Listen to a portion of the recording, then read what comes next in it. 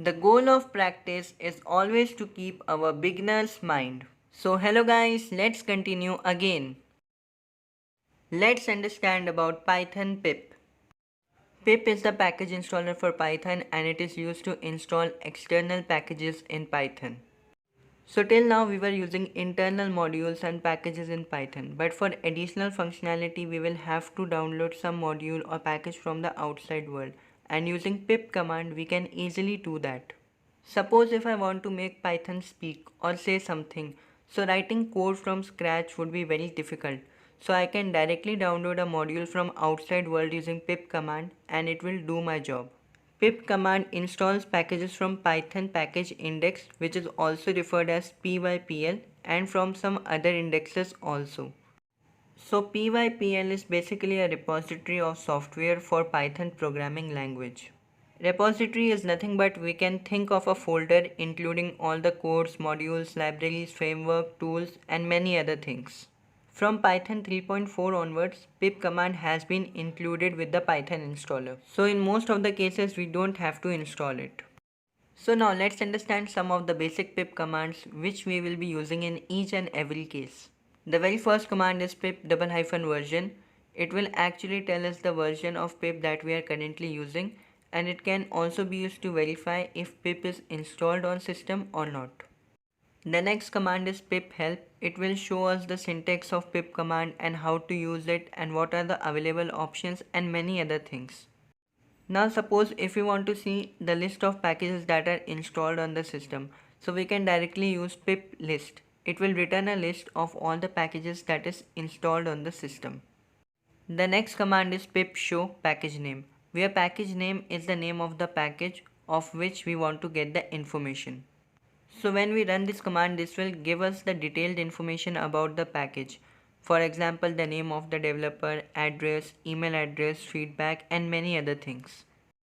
Now suppose if we want to remove the package that we have installed, so we can directly use pip uninstall package name, where package name is the name of the package that we want to remove.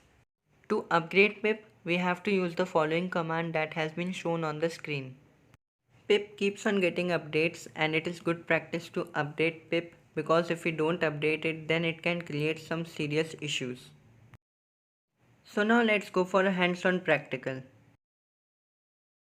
So first off, let's check the version of pip installed on my system. So we can see that pip 21 is installed on my system. So now let's use pip help command. So we can see that it returns a variety of options that we can use with the pip command. We can also see that it returns the usage of pip command at the very beginning. Now let's use pip list command to see the list of packages that are installed on my system. This command will take a little bit of time to display the output. It basically shows that I am having only one package, which is pip. Suppose that I want to make Python speak for me or say something. So for that I will be installing a package using pip install command. So for that I have to write pip install pyttsx3. It is basically a voice synthesizer in Python and it can make Python say anything for us. So as soon as I hit enter, the installation process will begin and it will take a little bit of time, because apart from downloading pyttsx3, it has to download some of the dependencies also. It will take about 1 minute or less than that. So now we can see that installation has finished. Now if I again use the list command, so it will show list of packages that have been installed. So we can see that it has installed pyttsx3 and other than that it has installed 3 more packages. Now if I use pip show command with pyttsx3, then it will show lots of details about that. We can see the version number, license, author email and many other things. We know that pip is also a package, so we can also use this thing on that itself, pip show pip, and it will show lots of details about that. Now let's start the Python REPL and make Python speak for us. First of all, let's import the package that we have installed. For importing, I will be writing import pyttsx3 as p3. Now to initialize the voice engine, we have to write engine equals to p3.init.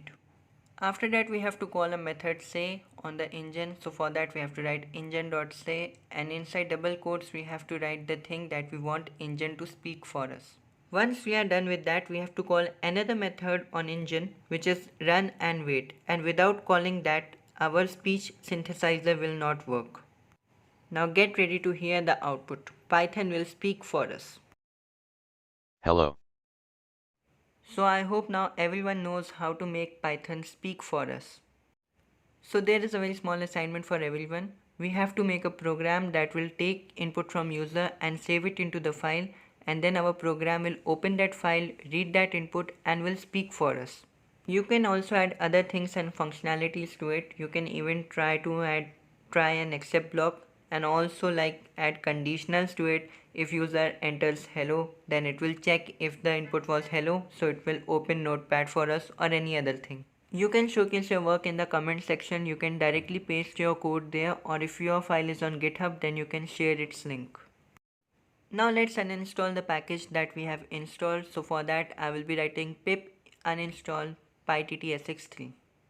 As soon as I hit enter, it will show that this package was installed and now it will be removed, and for removing I have to press Y, which means yes. After pressing Y, it will remove the package.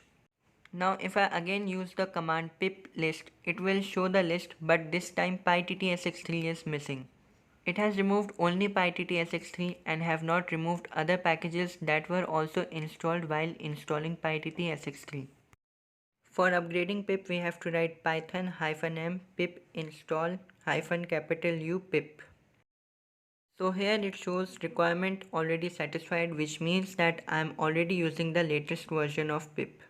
So I hope that everyone has got some knowledge from this video, and if you have any doubts or problems, then do comment and let me know.